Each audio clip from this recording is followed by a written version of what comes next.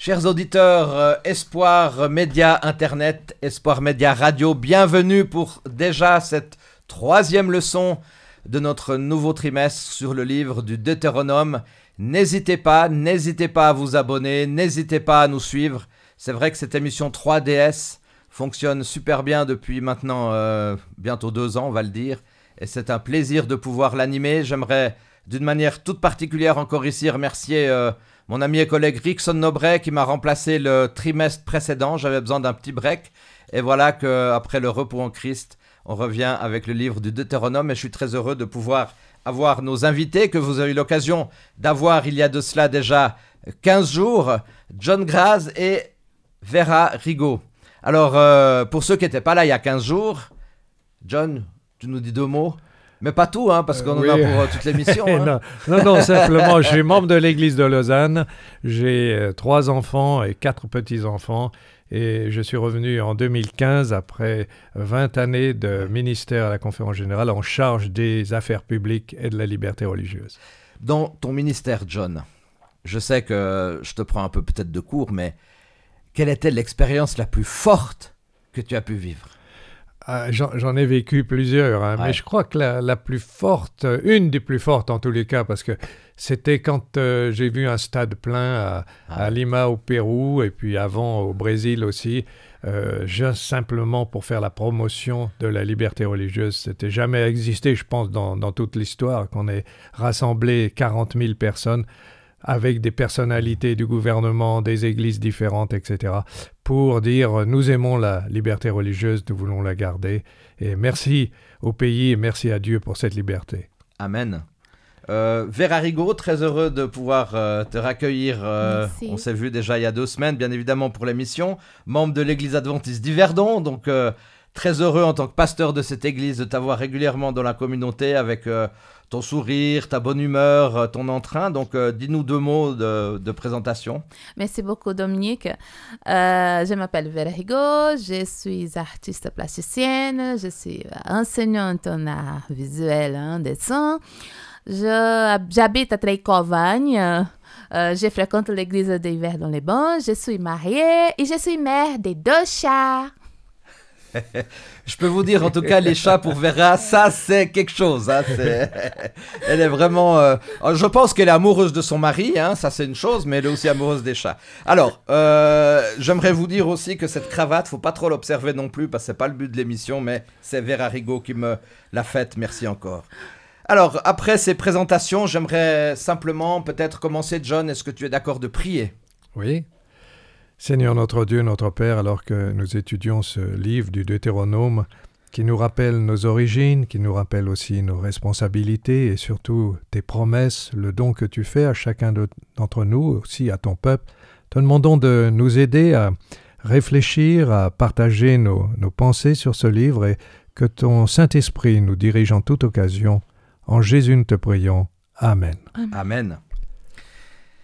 Alors, vous le savez, on l'a dit tout à l'heure, chers auditeurs, que nous avons ce nouveau trimestre sur, non pas l'Alliance. Bon, l'Alliance, on l'a eu il n'y a pas très longtemps, mais cette fois, c'est le Deutéronome. Et nous sommes très heureux de cette leçon. Peut-être que vous le savez ou vous ne le savez pas, c'est Clifford Goldstein qui a réalisé ce trimestre. Alors, John, toi, tu étais un ami proche de Clifford. Est-ce que tu peux nous dire 2-3 mots sur le personnage ? Parce que c'est intéressant. C'est un personnage très intéressant. À certains aspects, il est très conservateur. Et d'autres aspects, il est très ouvert. Il est même surprenant. Oui, c'est un personnage atypique, j'allais dire. Quand j'ai lu Cliff Goldstein, avant de le rencontrer, je pensais qu'il était quelqu'un d'un certain âge, très sérieux, etc. Et quand je l'ai vu, je me suis dit, mais c'est tout le contraire. Quelqu'un, au contraire, de très expansif. Quand il est là, vous voyez que lui, pratiquement, il a des expressions, il a beaucoup de place, et très intéressant. Et à côté de ça, vraiment quelqu'un qui réfléchit, qui pense, qui a une très grande connaissance, qui aime lire, qui aime s'instruire. C'est pourquoi d'ailleurs il cite Tolstoï, de temps en temps il cite des philosophes même français. Il est venu plusieurs fois à Paris, je l'ai même invité à Collonges. Personnage, je dirais, très intéressant. Il a écrit d'ailleurs le livre 1844 simplifié. il me semble. Oui, il a écrit, il écrit énormément. Cliff, c'est un ouais. écrivain, donc il écrit sans arrêt. On se rappelle que mon prédécesseur, Ulrich Fricart, que je connais un petit peu, l'avait invité aussi dans les églises de la Fédération suisse romande et du Tessin. Voici quelques années, je ne sais plus exactement l'année précise, mais ça a été aussi pour les membres de notre fédération un moment très fort. Alors, le Deutéronome contient les 3 derniers discours de Moïse prononcés dans les plaines de Moab juste avant son enlèvement.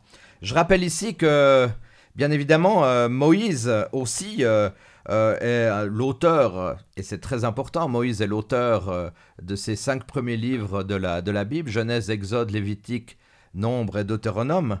Et dans une Bible allemande que vous pourrez peut-être vous procurer pour les personnes de langue germanique, vous constaterez qu'on n'a pas ces noms-là, mais on a Moïse 1, 2, 3, 4 et 5. Donc comme je l'ai dit, le Deutéronome contient les 3 derniers discours de Moïse qui sont prononcés dans cette région de Moab juste avant son enlèvement. Le premier discours, c'est les chapitres 1 à 4 qui sert d'introduction. Ensuite, on a le deuxième discours, les chapitres 5 à 26. Donc vous voyez, c'est important, plus d'une vingtaine de chapitres, se compose de 2 parties. La première, chapitre 5 à 11, c'est les 10 commandements, ce que j'aimerais dire aussi les 10 paroles, le décalogos et leur explication tout à fait pratique. Deuxièmement, chapitre 12 à 26, c'est le code de loi constituant le noyau du livre.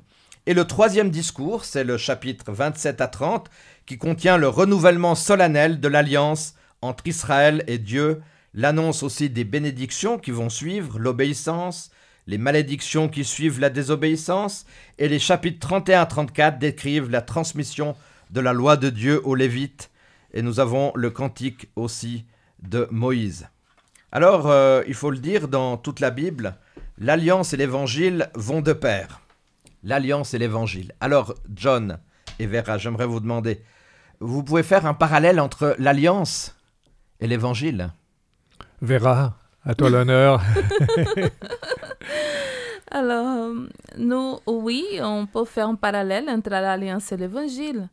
On voit que dans l'alliance que Dieu a donnée à son peuple, et on a le décalogue, hein, les 10 commandements, qui d'ailleurs il est répété 2 fois dans l'Ancien Testament. Et dans l'Évangile, on a Christ qui suit ces 10 commandements. Et il y a aussi fait un résumé en Matthieu, en 2 commandements qui fait aimer ton Dieu comme à toi, mais de tout ton corps, de toute ton âme, et aimer ton prochain comme à toi-même. Ouais. Alors, John, il y a 15 jours, tu avais dit que tu avais parlé de relation. Donc, la relation, c'est l'alliance, et l'évangile, c'est la bonne nouvelle. Donc, j'aimerais que tu puisses nous faire ce parallélisme entre la relation et la bonne nouvelle. Oui, en fait, comme l'a dit Vera, hein, on est la première, deuxième alliance. En fait, il n'y a pas de rupture, on continue. Oui. Et l'évangile, c'est la continuation. Et c'est ce que Paul, je l'ai mentionné déjà, c'est ce que Paul souligne. Il y a des ajustements, parce que la venue de Christ change beaucoup de choses, mais elle ne change pas la continuité de l'histoire et de la révélation. Et c'est pour ça aussi, Vera, tu as bien fait de mentionner les deux mentions, enfin les 2 descriptions des commandements, les 2 récits sur les 10 commandements, parce que c'est l'alliance qui continue avec au cœur les commandements, et le cœur des commandements, c'est l'amour de Dieu. Oui, hein, c'est ça. Donc, toute la loi, elle ne fonctionne, elle n'est comprise que si au départ de la loi, il y a l'amour. Dieu qui donne la loi par amour. Il donne les commandements par amour, pour que nous soyons heureux. C'est répété 6 fois hein, dans le Deutéronome. Oui. Ensuite aussi parce qu'il a un grand projet pour son peuple. Et parfois, s'il donne des malédictions, si on a le récit des malédictions, qu'est-ce qui se passera si vous n'obéissez pas à la loi? C'est parce que c'est encore l'amour. Si vous aimez votre enfant et que vous le voyez qu'il a tendance à traverser la route sans regarder, eh bien, vous allez lui dire, écoute, ne traverse pas la route. Et peut-être ça ne va pas suffire parce qu'il va dire, mais oui, mais moi j'aime quand même bien traverser. Alors vous allez commencer à être peut-être un peu plus descriptif. On dit, si tu traverses la route, une voiture va te renverser et tu vas aller à l'hôpital. Et là, tu auras peut-être des piqûres ou des choses comme ça. Vous voyez, je crois que ça fait partie de l'éducation. Et le peuple est arrivé à un tel point où il a besoin d'être secoué. On a besoin de choses claires. J'aime mieux, si tu es d'accord, qu'on parle de conséquences plutôt que de punitions. Oui, non, il n'y a pas de punition, je suis d'accord. Là, hein. Oui, c'est les conséquences. C'est les conséquences. Parfois, on traduit par punition. C'est pas une punition, c'est une conséquence. Voilà. Mais alors, on mentionne la conséquence. Et on voit Voilà. bien qu'aujourd'hui, parfois, on a peur de mentionner les conséquences. Alors, on fait toutes sortes de florilèges. Non, mais il y a Ouais. des conséquences. Tu vois, moi, je me souviens d'une affiche où on voit quelqu'un qui fait, on dirait qu'il danse, puis en la réalité, c'est mettez les papiers dans les poubelles. Mais ça veut rien dire, on voit quelqu'un qui danse. C'est comme je le mentionnais pour le tabac, hein. Essayez de ne pas fumer, ce sera mieux pour vous. Et puis aujourd'hui, quand on a vu que tout ça, ça ne rime à rien, il faut être clair, fumer tue, voilà, le tabac tue, là c'est clair. À partir de là, vous faites vos choix. Alors c'est exactement un peu ce qu'on a dans le livre du Deutéronome et le rappel de la loi. Voilà ce qui se passe si vous le faites, voilà ce qui se passera si vous ne le faites pas. Et ça n'a rien à voir avec les punitions, comme tu le dis. Alors, Vera, tu avais dit il y a 15 jours quelque chose de très intéressant dans Matthieu 22. Tu peux le rappeler aux auditeurs. Tu avais résumé toute la loi par 2 commandements. Tu peux nous rappeler un peu ta démonstration? Oui, je vais essayer de me rappeler. Matthieu 22, je pense que à partir du verset 37, Jésus, il parle que la loi de Dieu, elle est résumée en deux commandements. Il dit, tu aimerais ton Dieu de tout ton corps, de toute ton âme, et à ton prochain comme à toi-même. Alors donc on a résumé ça parce que la loi, quand il dit, tu aimeras ton prochain comme toi-même, en fait, il parle des 6 derniers commandements qui se trouvent dans le livre d'Exode 20 et Deutéronome.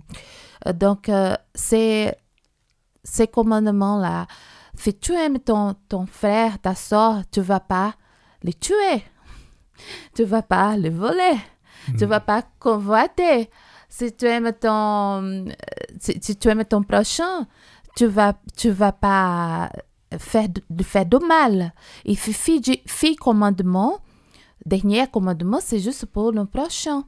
Donc, comme les 4 premières, c'est pour Dieu. Si on aime Dieu de tout notre cœur, non, on va pas avoir d'autres dieux que lui. On va pas prendre son nom en vain.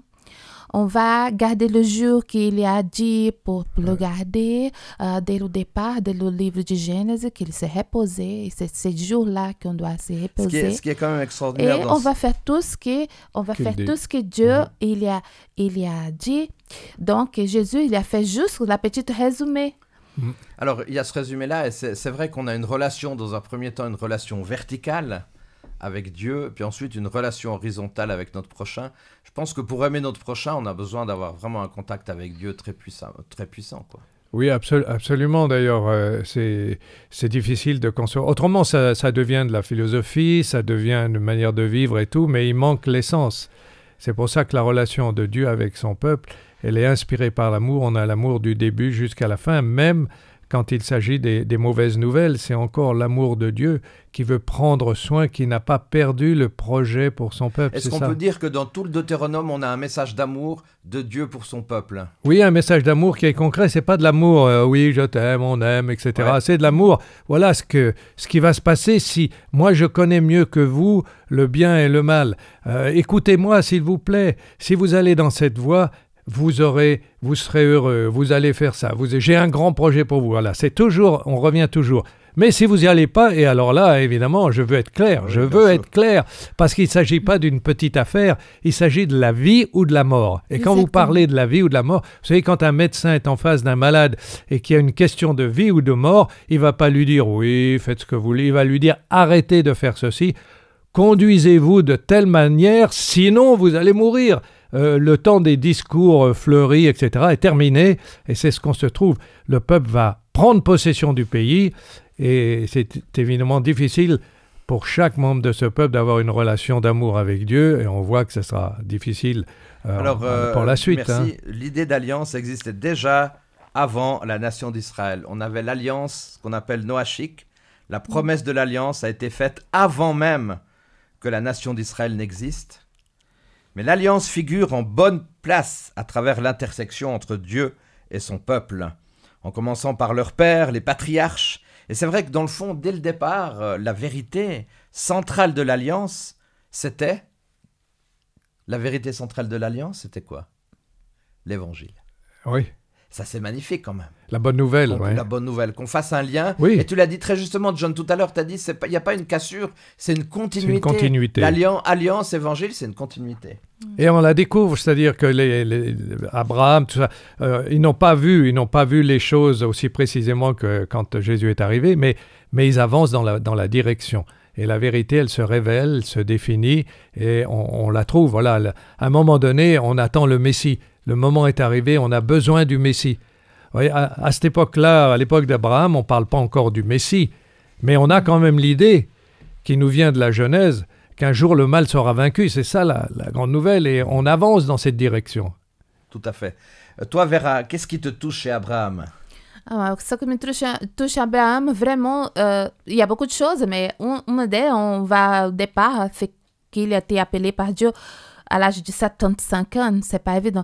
Quelqu'un ici, il y a 75 ans, personne.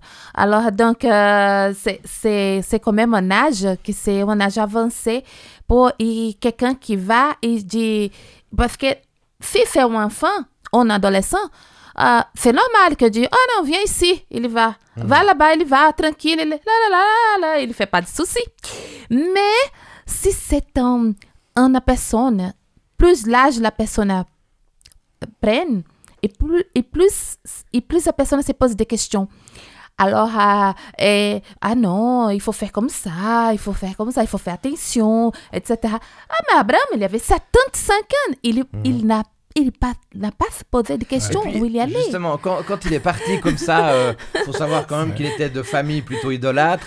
Tout d'un coup, il doit quitter vraiment sa terre, Ur en Chaldée, il doit aller en direction de Canaan. Dieu lui dit, mais attends, tu auras vraiment tu seras le père d'une grande nation. Comment est-ce qu'il va réagir Abraham, John? Déjà, qu'est-ce que ça veut dire pour lui d'être le père d'une grande nation? Oui, c'est ça. Qu'est-ce que ça voulait dire? Peut-être doubler le nombre de ses membres, avoir plus de moutons, etc. Mais il n'envisageait absolument pas ce qui est arrivé par la suite. Le père d'une grande nation. En plus, il n'avait pas d'enfant. Hein. Et en plus, il n'avait pas d'enfant. Donc, c'est ce qui est extraordinaire dans cette histoire, on revient toujours au livre du Deutéronome, c'est son obéissance par la foi, malgré le fait qu'il ne voyait pas, qu'il ne pensait même que ce ne serait pas possible, parce qu'il se disait, mais même quand il a un enfant, il n'est pas il n'est pas Pharaon, et pourtant Dieu lui fait une bénédiction à deux niveaux spirituels, et à un niveau aussi matériel. Il ne faut pas oublier le niveau matériel. Abraham, quand il meurt, il est très riche. Ouais. Il est très riche, et pourtant, au départ, il n'était pas très riche. Et malgré tout, toutes les expériences, et ça fait partie de la bénédiction. La bénédiction promise dans le livre du Deutéronome, elle est spirituelle, mais elle est aussi physique et matérielle. Vous serez heureux. Heureux, ce n'est pas seulement spirituel. Et ensuite, vous serez une lumière pour les nations, un peuple saint. Ça veut dire quelque chose, ça veut dire que ce peuple, il va faire son chemin, il va être admiré. Oui. Bon, alors, ça, c'est physique, c'est concret. Abraham, il a cru en Dieu, ça c'est extraordinaire. Ouais. Il a cru aux promesses que Dieu lui faisait. Et d'ailleurs, dans tout le Deutéronome, on va parler de cette corrélation entre la foi, les promesses et la réalisation. Et en fait, cette déclaration n'avait rien à voir avec une grâce à bon marché. Vous vous rappelez peut-être de ce livre de Dietrich Bonhoeffer, un protestant qui a vécu dans les camps de concentration, qui a écrit un livre, La grâce à bon marché. Des siècles plus tard, même Paul va citer Abraham en modèle de ce que signifie vivre selon les promesses de l'alliance que Dieu avait faite à son peuple. Alors Vera, pourquoi, selon toi, est-ce que Paul aime parler de la foi d'Abraham? Je crois que parce que Abraham, c'est le père de la foi. Et Paul, il fit bien parce que, en fait, Paul, avant d'être chrétien, il était juif. Donc, Abraham, c'est le père des juifs. Et Abraham, c'est le père des chrétiens par la foi. Et je crois que c'est pour ça que Paul il parle de la foi d'Abraham. En fait, c'est un exemple pour nous tous. Toi qui es une femme, Vera, tu aimes les messages de Paul. Des fois, on dit Paul, il est un peu misogyne, etc. Tu le ressens pas comme ça, toi, ou bien? Je sens vraiment qu'il y a un pic là, quelque chose. En fait, non, c'est pas une pique, c'est une réaction par rapport à Paul, quoi. En fait, c'est pas vraiment mon préféré, hein. faut dire. Mais Vera, Parce que...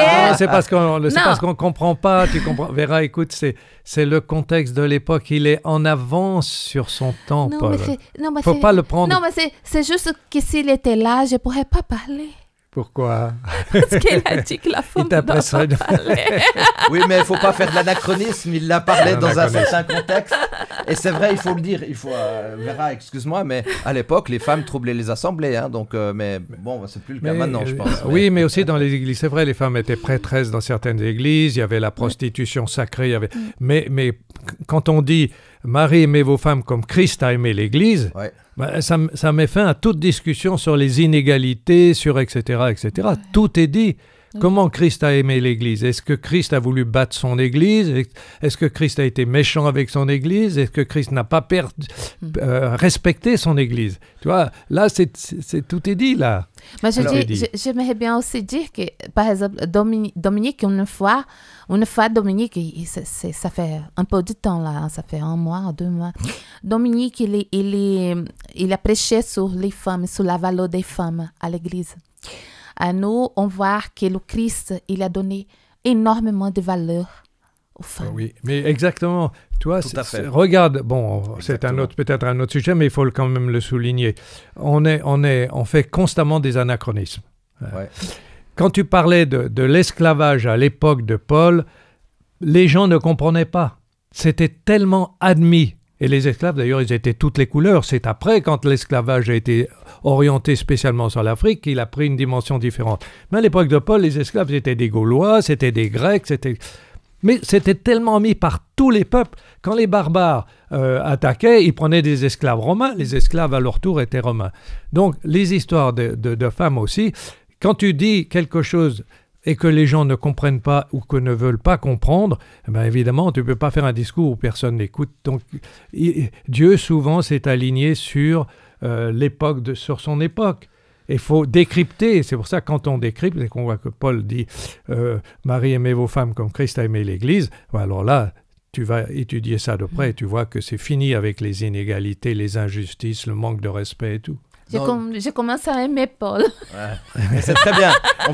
C'est bien. Si tu aimes plus Paul à travers nos émissions 3DS, peut-être, chers auditeurs, chères auditrices, vous avez la même réaction, donc c'est parfait. Alors, dans tout le Deutéronome, me vient une question comme ça à l'esprit. Dans tout le Deutéronome, il y a un message de Dieu pour le peuple, pour les nations environnantes, pour les nations aussi qui sont malheureusement tombées dans l'idolâtrie. Alors, j'aimerais vous entendre les deux. John, est-ce qu'aujourd'hui, il y a de l'idolâtrie moderne? Oui, bien sûr, on est en plein dans l'idolâtrie moderne. On rejette la religion, mais on se précipite dans toute forme d'idolâtrie, c'est ça. Et on noircit la religion, surtout dans nos sociétés occidentales. Hein. On démolit la religion et on voit ce qui arrive. Ouais. On démolit la religion, mais il y a d'autres religions qui arrivent et on ne fait plus le poids pour s'opposer, parce que la meilleure réponse à une religion, c'est une autre religion. On ne s'est jamais posé la question pourquoi le christianisme, qui a pénétré dans le monde entier, a énormément de mal de pénétrer dans les pays où il y a une religion solide, comme en Inde ou dans les pays musulmans. Pourquoi? Parce que la religion est solide. Et ce n'est pas en éliminant la religion qu'on va résister à des religions qui sont plus conquérantes. Alors déjà ça. Et ensuite, en éliminant la religion, on élimine la dimension transcendantale, la dimension qui nous unit à l'univers, qui nous unit à Dieu. Alors on peut mettre toutes sortes de philosophies à côté, ça ne remplace pas. Ce qui fait que nos sociétés sont beaucoup plus faibles quand il s'agira de résister à quelque chose de fort qu'on le croit avec des discours qui tournent de tous les côtés. Je crois que il y a cette réalité-là, mais je vois que dans notre réalité aujourd'hui, dans notre société aujourd'hui, il y a aussi, comme John Graz il parlait de religion, il y a l'idolâtrie de la religion. Il faut voir que nous, on est là pour adorer Dieu. C'est le premier commandement. Il existe des chrétiens comme nous, des personnes qui sont dans les religions et qui n'adorent pas Dieu. Ils n'adorent pas Dieu, ils adorent la religion, les dogmes. Il faut faire attention, c'est le dogme, le précepte, le commandement. Ce n'est pas Dieu qu'ils sont en train d'adorer. Ouais. Et ça, il faut faire beaucoup attention, il faut faire la séparation. J'ai trouvé intéressant que tu dises, John, je te laisse la parole, l'adoration de la religion. C'est vrai, ça c'est un truc, ça peut tomber. Après, on a tous les extrêmes pas possibles et inimaginables. Hein. Dans nos églises, il peut y avoir des extrémistes pas possibles. Tout à fait. Si nous, heureusement, on est non-violents, mais si les mots étaient des armes, il y aurait beaucoup de morts. Ah ouais. Oui, c'est vrai. Hein. Des fois, les gens vous réagissent de façon complètement... S'ils ne croyaient pas à la non-violence, mais alors ce serait une catastrophe. Mais malheureusement, oui, ce serait trop beau pour être vrai. Il y a toujours ça. Et comme tu dis, il faut en revenir à l'essentiel. L'essentiel, c'est la relation qu'on a avec Dieu, la relation qu'on a avec le Christ, la relation qu'on a avec les gens qui nous entourent. Et c'est ça l'essentiel. C'est pas le dogme, parce que c'est vrai que la religion peut se transformer en idéologie. Oui. Même, vous savez, quand on parle de la civilisation chrétienne a hérité de certaines valeurs du christianisme, mais elle a aussi rajouté pas mal d'autres choses. Et quand on parle de la civilisation chrétienne, c'est pas forcément quelque chose de magnifique. Quand vous pensez à tout ce qui s'est fait au nom de la civilisation chrétienne, parlons de l'Amérique du Sud, avec les conquistadors, avec les massacres, etc. Bon, on pourrait dire c'est nul, c'est affreux, la religion, c'est horrible. Il y a des choses comme ça. Mais le cœur, c'est pas ça le cœur. Alors Vera, c'est pour qui les fameuses promesses de l'Alliance? C'est pour nous tous. Pour nous tous? C'est pour nous tous la promesse de l'Alliance. Si on veut voir bien, Abraham qui a commencé avec cette promesse, Dieu il a commencé avec Abraham dans cette promesse d'alliance. Abraham, il est père. Il a fait son premier fils, c'était Ismaël. Ismaël, c'est le père des Arabes. Après, il a fait son fils Isaac avec Sarah, c'est le père des Juifs. Et par la foi, il est aussi notre père, par la foi des chrétiens. Donc, enfin, Dieu, il a compris la promesse à Abraham. Dieu, il a compris cette promesse. Et donc là, nous sommes descendants d'Abraham par la foi.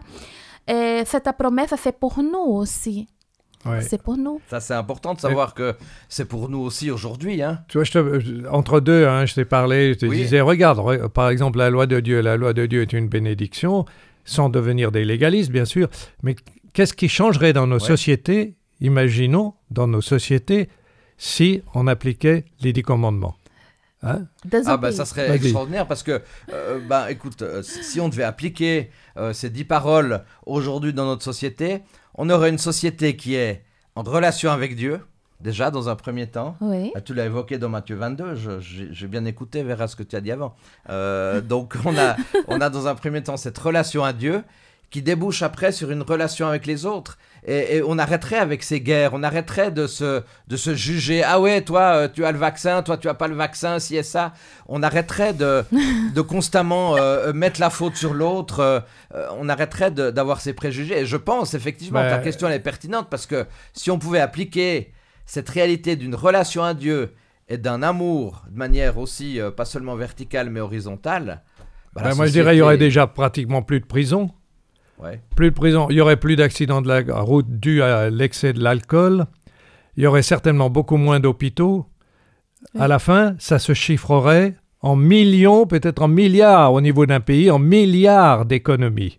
Et puis, c'est très concret, très concret. Je pense que si tu veux aller dans cette idée, et je pense que c'est très important de choses concrètes, la famille aussi. La famille, l'éducation. La famille ne serait pas aussi brisée qu'aujourd'hui. Quand vous voyez, il y aurait des tas de... Quand vous voyez l'argent qui est dépensé par nos sociétés simplement pour réparer des choses, les gens ne font pas attention, ils font pas attention, il y a de la criminalité alors qu'il ne devrait pas en avoir, il y a des quantités de choses, mais tout ça a un coût. Et le coût, c'est énorme, le coût de la désobéissance, d'une manière très pratique, est énorme. C'est la conséquence. C'est la conséquence, voilà. Et j'aimerais aller aussi un peu dans cette idée sociétale des choses. C'est que en fait, ceux qui sont contre Dieu, ils vont assez rapidement dire pourquoi il y a autant de souffrance sur cette terre, et tout d'un coup, ils mettent Dieu en avant. Mais dès qu'on doit mettre Dieu sur le débat public, on dit que voilà, il faut pas parce que il y a la laïcité, ça nous donc empêche. il doit pas être dans le débat public. Donc on est totalement incohérent. Et par rapport totalement à Dieu. encore. Regardez par exemple le mensonge. On dit ah oui c'est mensonge, mais le mensonge dans la société, c'est une perte de combien? Déjà, juste au niveau des impôts.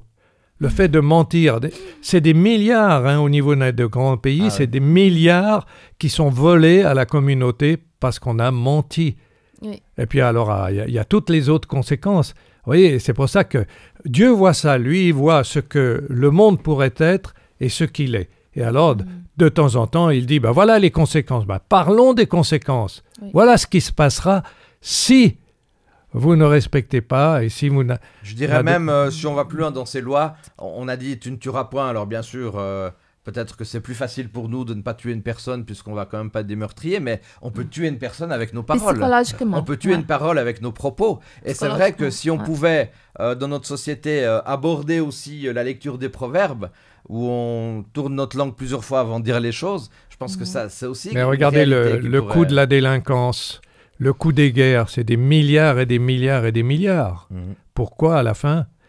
Tout Alors, ça, j'aimerais prendre, si vous permettez, le temps avance, prendre avec vous aussi ce texte de Jérémie, puisqu'on parlait de promesses et d'alliances, de Jérémie 31, verset 33, qu'on avait déjà abordé dans la thématique de l'alliance, voici quelques semaines, où il est dit ici « Mais voici quelle alliance je vais conclure avec le peuple d'Israël ». Pourquoi je cite ce texte? Parce qu'on est en plein aussi dans l'idée du Deutéronome où Dieu va conclure cette alliance avec le peuple, où Dieu souhaite que le peuple lui obéisse, que Dieu souhaite que le peuple puisse appliquer sa loi autour de lui aussi. Et après ces jours, déclare l'Éternel, je placerai ma loi au plus profond d'eux-mêmes, je la graverai dans leur cœur, moi je serai leur Dieu, eux ils seront mon peuple. Oui. Alors, que veut dire, j'aimerais vous entendre les deux, Vera, que veut dire écrire la loi de Dieu mais dans les cœurs? Là, si on regarde Jérémie, on continue avec Jérémie, no chapitre 1, du verset 5 au 9. D'accord. On va lire que Dieu nous connaît avant qu'on soit formé. Et que Dieu il a mis les paroles dans la bouche de Jérémie. Et que Dieu il peut mettre cette notion de justice et de vérité dans notre cœur. Parce qu'il nous connaît, il peut faire d'abord, il peut mettre la justice et la vérité dans notre cœur. Et c'est comme ça que ça vient la conversion. Une personne ou un homme naturel, il devient spirituel. C'est à travers de cette conversion qui est faite, cette transformation. Dieu, quand une personne se donne à Dieu, elle résout de se baptiser et elle résout de vivre avec Christ.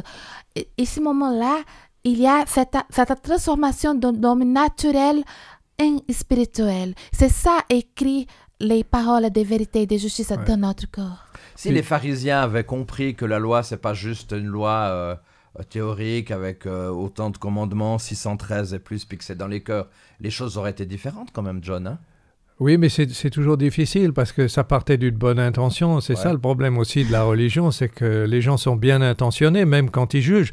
Même quand l'Inquisition brûlait les hérétiques, ils étaient bien intentionnés parce qu'ils disaient vaut mieux les brûler qu'ils brûlent dans l'éternité dans l'enfer s'ils arrivent à avouer leur hérésie. Mais le cœur, vous voyez, le cœur, c'est pas le sentiment dans l'Ancien Testament. Le cœur, c'est le siège de la pensée, de la volonté, du choix. C'est donc le centre de la personnalité.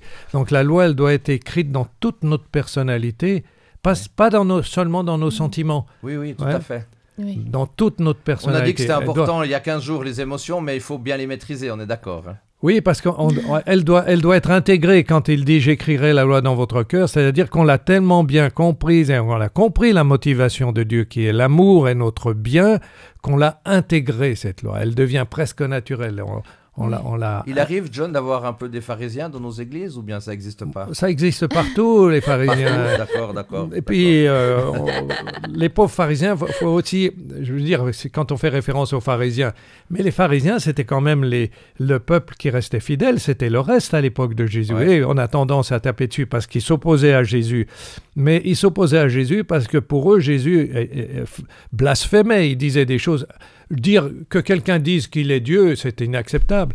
Donc les pharisiens, c'était les défenseurs de la doctrine, de la bonne doctrine, mais avec les implications, c'est que parfois, évidemment, on devenait des légalistes. Alors Vera, Paul, il a quand même dit aussi la lettre tue et l'esprit vivifie. Qu'est-ce qu'il voulait dire par là, Paul? Je reviens vers toi, puisque toi, t'aimes tellement Paul. C'est pour ça que...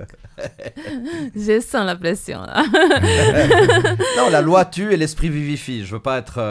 Oui, la lettre, hein, la lettre de la loi, oui. La lettre de la loi peut tuer, mais l'esprit vivifie. Qu'est-ce que ça veut dire, C'est justement, c'est par rapport au légalisme. Par légalisme des Juifs. Donc, nous, on ne doit pas prendre juste les 10 commandements et les garder avec toute la puissance, les prêcher, les 10 commandements, sans avoir cet amour qui est dans notre esprit, sans avoir l'amour de Christ. Parce que Christ dit, viens à moi. Quand il dit, viens à moi, nous, on n'a plus besoin de rien faire. On va à lui. Et les choses se font naturellement. On va obéir naturellement et avec joie. Oui, alors, John, est-ce que tu trouves... rebondis, vas-y. Non, je dirais, pour aller dans le sens de Vera, je dirais que la loi, elle nous remet les pieds sur terre. Ouais. Tu vois, elle nous sort d'un sentimentalisme qui dit amour, amour, tout le monde s'aime, l'amour un peu hippie, etc. Paix, voilà. Elle nous met les pieds sur terre, tu vois. On retombe sur la terre dans le concret. D'ailleurs, on l'a évoqué, mais s'il n'y avait pas de plan de circulation, ça serait un peu compliqué. Oui, exactement. Oui. Si dans le monde du sport, il n'y avait pas d'arbitre... Mais il ne faut jamais oublier ce qui est au cœur. Le plan de circulation, c'est pour qu'il y ait une bonne circulation, c'est pas pour embêter les gens. John, est-ce que tu trouves un message de grâce dans l'expérience du peuple d'Israël? Mais partout dans l'expérience du peuple d'Israël, la grâce, d'ailleurs le pardon de Dieu, la promesse de Dieu. Quand Moïse dit, quand Dieu dit à Moïse, je vais éliminer ce peuple, et Moïse, Dieu fait une sorte il fait pas du marchandage, mais il se prête au jeu. Et Moïse dit non, et Dieu savait bien qu'il voulait pas exterminer le peuple. La grâce, elle est du début à la fin. Jésus est l'expression totale de la grâce. D'ailleurs, j'aimerais rappeler l'alliance. Bon, on sait, c'est la relation. Mais la théologie de l'alliance se situe dans le fait que le peuple a été libéré d'Égypte.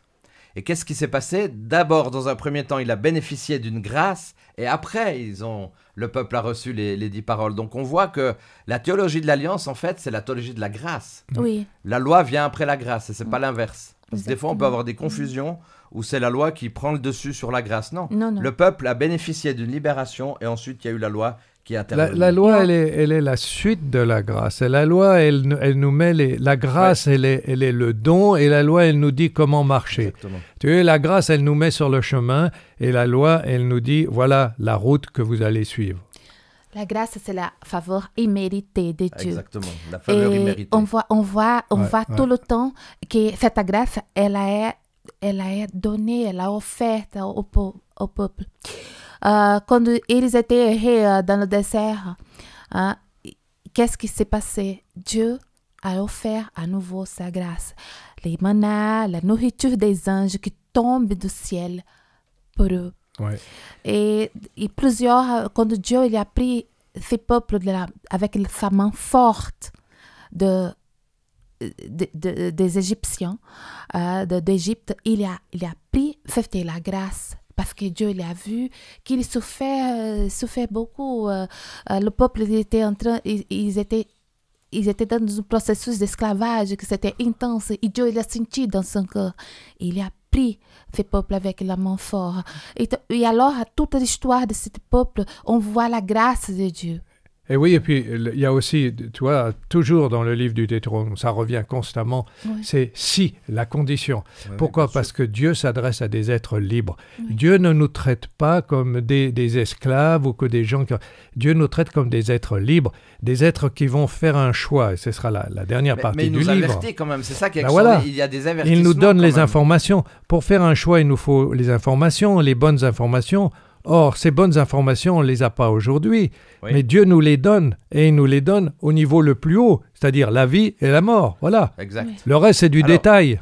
Il a dit, choisir, est-ce que je vais vous mettre devant vous le bien, le mal, la bénédiction et la malédiction. Mais là, c'est très intéressant parce qu'il dit, vous choisissez entre le bien et le mal, mais choisissez le bien. Oui, Choisissez parce le que, bien. parce Et que vous Dieu a- n'est pas neutre. Non, et vous allez Ouais, vivre, c'est et ça. vous allez vivre. Mais Dieu est engagé. C'est Ouais, comme nous, si c'est tu ça. veux. Les croyants, on prêche l'évangile, par exemple, la bonne nouvelle. On ne force pas les gens comme on l'a fait, l'Église chrétienne l'a fait dans le passé, les gens à se convertir. Mais on veut les informer. Et on n'est pas neutre. On ne dit pas choisissez, finalement, chacun va choisir. On dit, nous, on croit que ça, c'est le bon chemin. Oui. C'est pour ça, mais vous êtes libre de choisir. Mais nous, Ouais. nous, on a fait notre choix, comme Alors, disait Josué. L'idée d'alliance, Exactement. j'ai pu l'évoquer déjà, c'est ce que je trouve intéressant. L'alliance, Bérit en hébreu, c'est la relation. Pour décrire la relation entre Dieu et son peuple, ça se retrouve dans toute la Bible. Et d'ailleurs, ce mot apparaît très souvent dans le Deutéronome, qu'on appelle aussi le livre de l'Alliance. Alors, j'aimerais juste vous demander une chose, enfin pas vous demander, mais qu'on réfléchisse.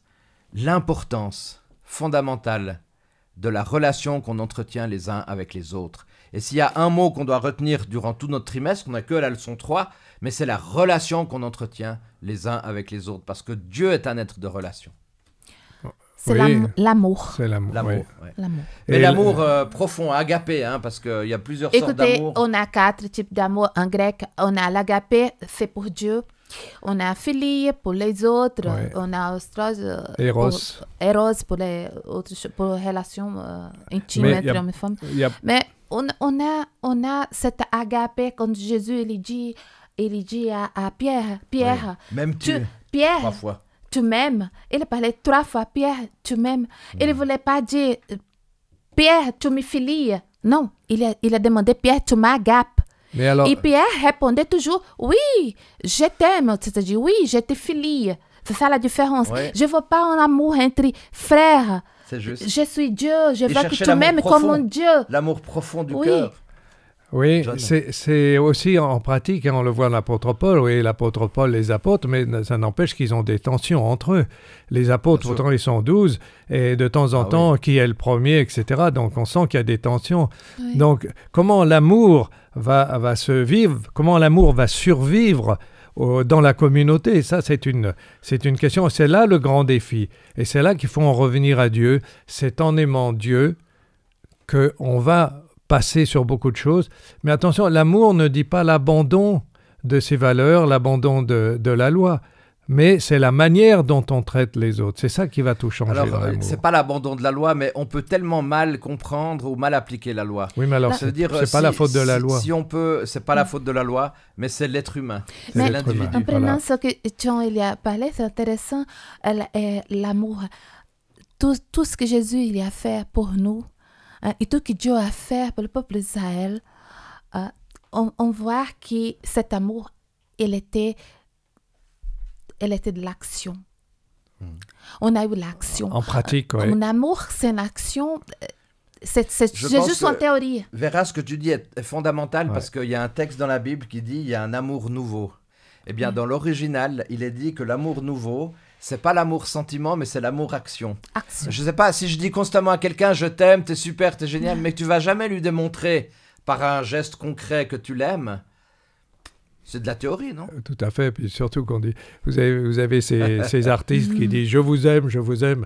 Bien sûr, moi je vous aime, vous allez acheter mes disques, vous allez faire de moi quelqu'un de très riche.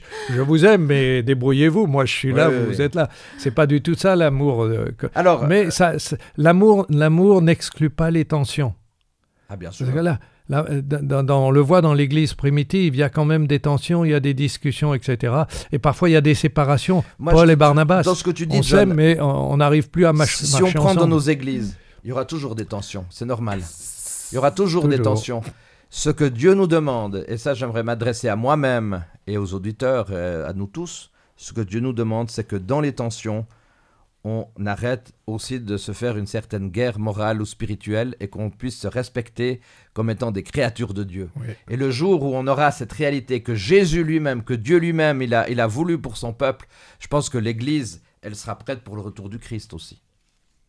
Tout à Mais fait. j'ai pas fini encore. Ellen à fait. White, j'aimerais partager avec vous une citation d'Ellen White que j'ai trouvée exceptionnelle. Je rappelle qu'Ellen White, bien évidemment, aussi pour tous nos auditeurs, que ce soit aussi au niveau de la radio, Ellen White était une grande dame qui a qui a aussi une relation avec Dieu très forte et qui a aussi aidé la croissance du mouvement adventiste. En passant, j'aimerais vous dire, c'est pas une pièce monolithique, le mouvement est amené à bouger aussi, à se transformer. Et Ellen White nous dit, dès avant la fondation du monde, le Père et le Fils s'étaient engagés par une alliance solennelle à racheter l'homme, au cas il deviendrait la victime de Satan. Il avait été arrêté irrévocablement que le Christ ferait le garant de la famille humaine. Le Christ, le garant de la famille humaine. Ah oui, c'est fantastique. Oui, c'est absolument fantastique. Surtout que, je veux dire, si on se représente, on n'arrive pas à se représenter ce que c'est. Hein, qu'est-ce que c'est? Où est Dieu? C'est une immensité. Dieu, c'est l'immensité, c'est l'univers, c'est la toute-puissance. On n'arrive même pas à imaginer ce que c'est. Et de voir que Dieu lui-même devient Christ, hein, et il devient homme pour nous sauver, c'est quelque chose qu'on n'arrive pas, qu'on ne peut pas imaginer. Vera, c'est pas incroyable d'imaginer que déjà avant la fondation du monde, il y avait tout ça? C'est fou ça. Alors, car Dieu, il aimait le monde tellement, il a tellement aimé ce monde qu'il a donné son Fils unique pour que ceux qui croient ne périssent pas, mais aient la vie éternelle. C'est mon verset préféré. Ouais. Tout à fait. Moi, je voudrais dire deux petites choses, par exemple, pour revenir sur la loi, le rôle de la loi. Moi, je crois qu'on n'observe pas la loi pour être sauvé. Voilà, ça, c'est l'attitude un peu légaliste, hein. Mais on observe la loi parce qu'on est sauvé et parce qu'on est sauvé par grâce. Hein, c'est ça qu'il faut... Et on n'évacue pas du tout la loi comme malheureusement une réaction l'a fait, on a évacué la loi, on ne parle plus de la loi, c'est pour le passé. Ça n'a aucun sens parce que même si tu t'en tiens qu'au Nouveau Testament, l'apôtre Paul, lui, il ajoute à la loi, il ajoute des valeurs aux valeurs. Donc, on ne peut pas renverser tout ça, ça existe. Alors, j'aimerais dire avec vous encore, on va malheureusement devoir conclure. On aurait bien, n'est-ce pas Vera, n'est-ce pas John, continuer à partager tout ça, mais on va le faire aussi dans nos réflexions aussi de cette semaine pour la leçon du samedi 16 octobre. Deutéronome 18, verset 9 nous dit ceci. « Lorsque vous serez entrés dans le pays que l'Éternel votre Dieu vous donne, n'allez pas imiter les pratiques abominables des peuples qui habitent actuellement. » Est-ce que ce message est encore valable aujourd'hui? Oui. Dans ma version, ne pas imiter les pratiques horribles de ces nations. Alors, merci, les pratiques horribles. Il y a des pratiques peut-être un peu plus cachées, John. Oui. De nos nations qui sont vraiment pas très affriolantes. J'aimerais bien juste dire quelque chose parce que j'aimerais bien que John fasse la conclusion. Mais ça veut dire que, en fait, à l'époque, ils faisaient des choses horribles. Ils prenaient des enfants et ils sacrifiaient ces enfants à leur Dieu. Et ils faisaient des rituels des saints humains. Ils faisaient beaucoup de choses qui c'est vraiment que si on pense, oh mon Dieu, on ne dort pas. Mais aujourd'hui, c'est là on est. C'est là que notre réalité elle est mieux que ça. Je ne crois pas aux yeux de Dieu parce que il y a des choses qui sont juste elles ont reçu un nouveau habit. Ouais. Se sont habillés différemment, mais que l'essence c'est la même. On a un monde du péché qui voilà, on doit Merci faire beaucoup. Beaucoup attention. Je laisse John Grace. Oui, juste un moment. Ce qui m'a beaucoup plu, c'est cette répétition de Dieu afin que tu sois heureux. Hein. Six fois dans ce livre, au début de ce livre, dans les premiers chapitres, Dieu mentionne par rapport à la loi, je t'ai donné les commandements afin que tu sois heureux.